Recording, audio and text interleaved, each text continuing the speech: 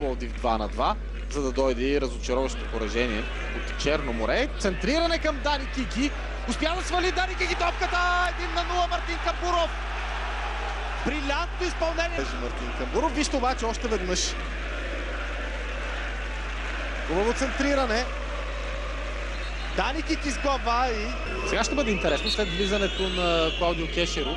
Как точно ще се завъртят футболистите на изравнява. Този път Локомотив се провали при това статично положение. Нямаше засада на Игор Пластун. Въпреки че и той погледна към асистент рефера. В никакъв случай не можем да говорим за засада тук.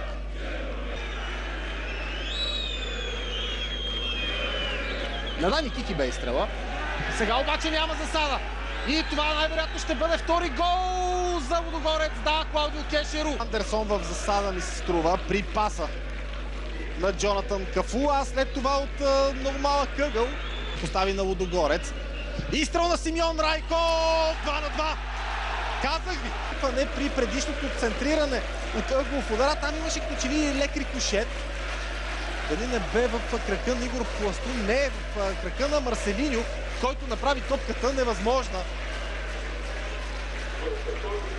за Владислав Стоянов. Много силен бе изстрелът.